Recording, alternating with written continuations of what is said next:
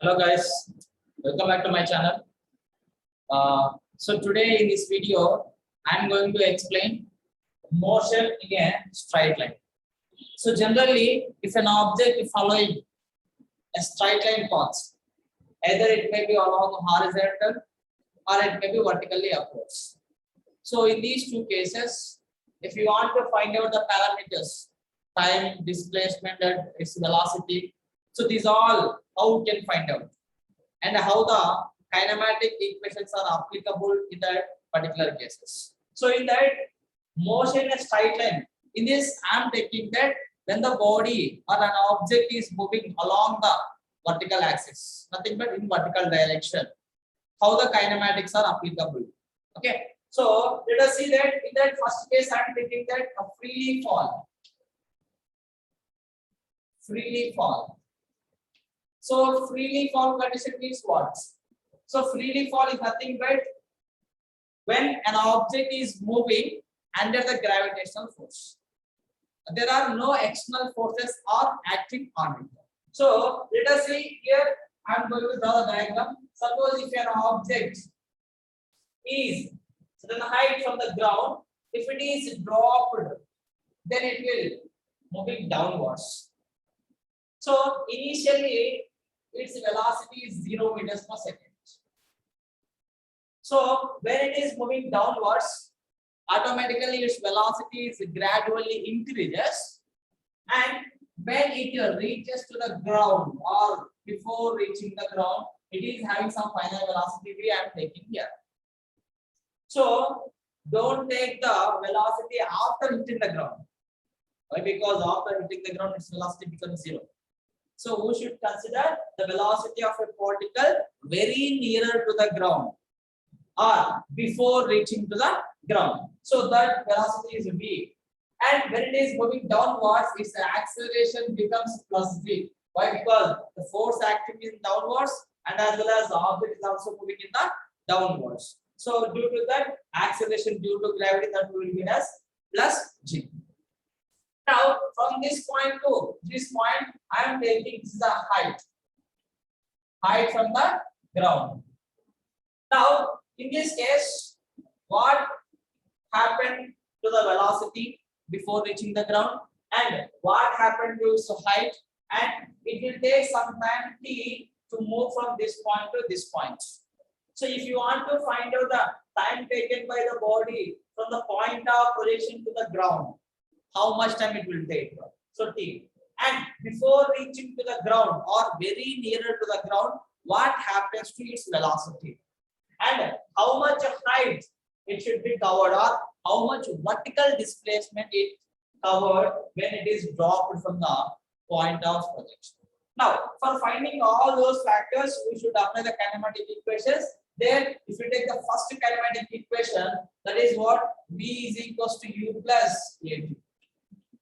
Now, if you substitute from this, you will get u is equals to initial velocity 0 meters per second, and acceleration in this case is plus z. And next, if you substitute all this in this case, what will get? So then v is equals to u value is 0 plus a value is g into t. So then you will get v is equals to g into t. So from this you can write t is equals to v by g. So if you know the time, then you can find out its velocity before reaching the ground by using this formula. If you know the velocity before reaching the ground, then you can find out the time by using this formula. Now, how the second equation will be? So the second equation that is equals to s is equals to ut plus 1 by 2 at square. So s is equals to ut plus 1 by 2 at square. Here s is nothing but vertical displacement. So vertical displacement is happened, that is h here. So h is equals to u value is initial velocity, that is 0 into t plus 1 by 2 acceleration due to gravity, that is plus g into t square. So if you simplify this equation, 0 to this product becomes 0. Then height h is equals to 1 by 2 gt square. So by using this formula, if you know the time, then you can find out how much vertical displacement it will cover. By using this formula, you can find out. Now, If you use the third equation, that is b square minus u square is equals to 2as. So in this case again, b square minus u value is 0 square is equals to 2 into a value is plus z, and yes, s is nothing but in this case that is vertical displacement that we are taking here is h. So then what you will get? So b square is equals to 2gh. So if you want to get b, then apply square root on both sides. Square root gets cancelled. Then b is equals to, you will get as root 2gh. So here the general formula we use to know the velocity of a body when it is nearer to the ground or when it is before reaching the ground. So in this case, if you want to find out the velocity before reaching the ground or very nearer to the ground, you can use this formula. If you know the height, then you can find out its velocity. And if you use this equation, d is equals to b by z, nothing but how much time it will take to reach from this point to this point. If you know its velocity before reaching the ground, by using this formula, you can find out time taken by that object. And if you want to find out how much height it will travel, how much vertical displacement it covers, if you want to find out that, if you know the time taken by the body from this point to this point, you can substitute in this formula, you will get vertical displacement or height. So like this, the kinematic equations are applicable in this particular freely fall condition. Once again, I am saying that freely fall is nothing but only under gravity. So nothing but there is no other forces will be acting on it. There is no external forces acting on it. Only due to the gravitational force it will coming downwards. While it is coming downwards, automatically its velocity increases. So initially it is 0. Then gradually it is increases. So this is a concept under the free fall condition. Now, how these kinematic equations are behave when the body is projected vertically upside. So exactly opposite case for this condition. So that is what the second case, vertically upwards or vertically projected. Vertically projected.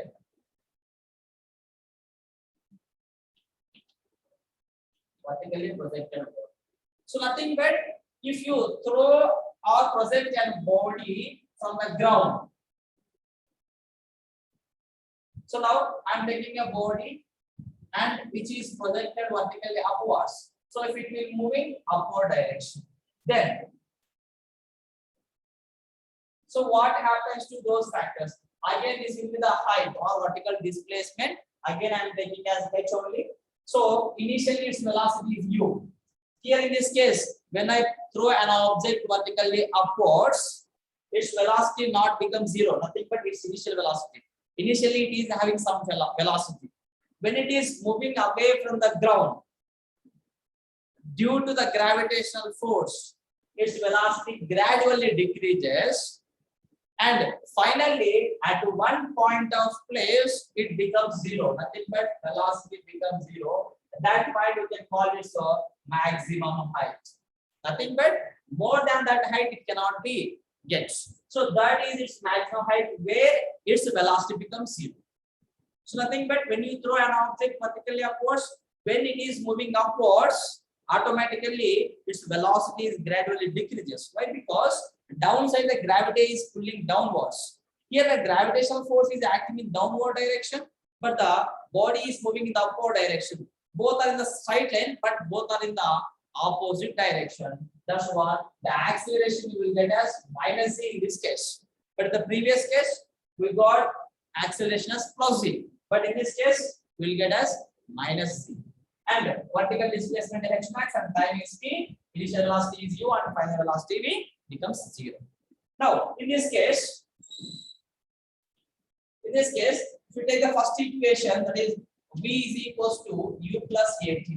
So here v is equals to 0, and then u value is again u plus a value is it becomes minus c into t.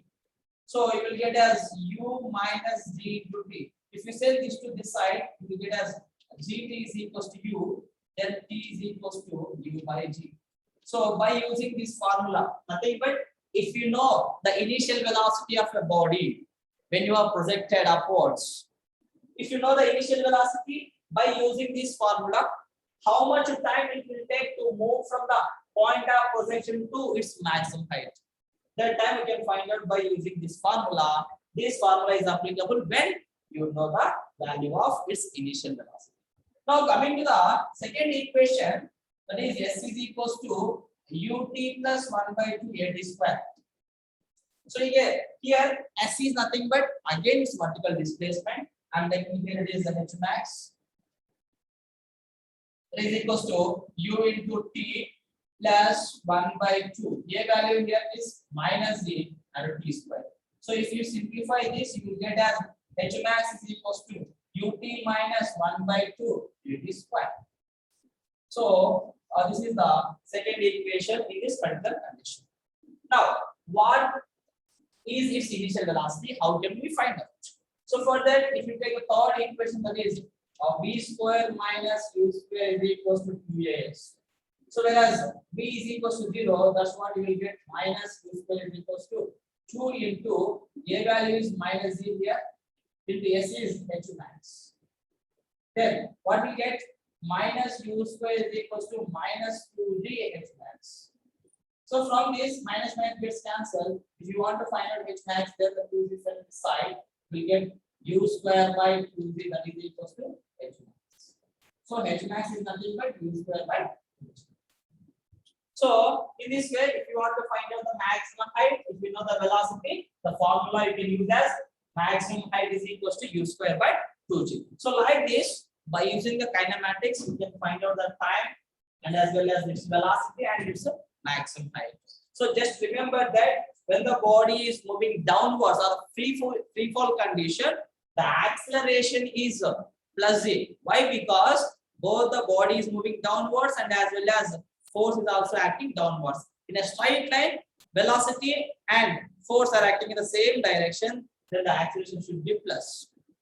When the force and moving of an object are both in opposite direction, there you will get acceleration is minus z. Now here, if you take a two conditions in a single case, what are the points you should remember here? So that is very, very important. Suppose if I project a body vertically upwards, again it coming back downwards. So here it is taking upwards and the body is coming downwards. In these cases, just identify the difference. If you identify the difference, then it is very easy while you are solving the problems. Now, when it is moving upwards, its initial velocity is u and it is not equals to 0, and its final velocity becomes 0 here. In this case, acceleration is minus c, and again in both the cases, I am taking the vertical displacement as its height. Now, coming to the free fall condition, means moving downwards, its initial velocity becomes 0, final velocity is not become 0. So identify the difference here. When body is moving vertically up, initial velocity is not equals to 0. But when it is moving downwards, velocity before reaching the ground is not 0. So here final velocity is 0, here initial velocity is 0. Now in this case acceleration is minus z, in this case acceleration is plus z. Now one of the most important point you should remember that here to find out time is equals to t is equals to u by z. So either it is moving downwards or upwards. In whatever the case, we can take t is equals to u by g. So in this case, you can take u by z. In this case, you can take t is equals to v by z. Why? Because in this case, u is 0. That's what you should take. T is equals to v by z. So from this, what you can understand, u is equals to v now. So u is equals to v is nothing but what? At this point and at this point. So when it is moving upwards, at this point its velocity is u. When it is moving downwards, at the same point its velocity is v.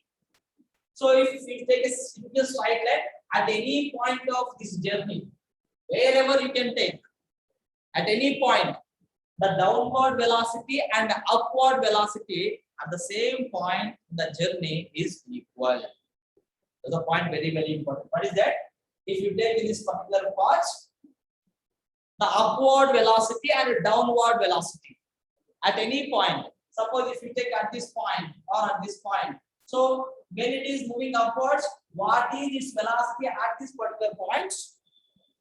Again, when it is coming downwards at the same point, again it is having the same velocity. This is very, very important. So when it is moving upwards or downwards, at any point we can take its velocity is constant. Either it moving upwards, how much velocity it is having? Moving downwards also it is having same velocity. For example, at this point it is having 10 meters per second while it is moving upwards. Again, you can observe at the same point when the body is moving downwards, again it will have the same velocity, that is 10 meters per second. So these two cases, when the body is moving in one dimensional or vertical or motion is straight line. Straight line is nothing but either the body is moving along horizontal or vertical. So these two cases are considered vertical motion of an object in a straight line. So one is a free fall condition, another is vertically projected upwards. So in free fall condition, the point you should remember, free fall is nothing but the moving on an object or movement of an object under influence of only gravitational force. There are no external forces are acting on it. So in these two cases, how the factors are going to be changed? If you substitute the factors in kinematic equations, then which factors you should find out in any particular condition, you can take it. So this is regarding about motion in a straight line. So in the next class, I am going to discuss about projectile motion. So generally that is comes under motion in plane. Plane is nothing but it is a two-dimensional motion. So that is very, very important. So even who are preparing for GMAINS and G Advanced, just follow my videos. At least you can get something, or you can get you can gain some knowledge from my videos. I hope that. Okay. So thank you. Like, share, and comment, and don't forget to subscribe my channel. Thank you.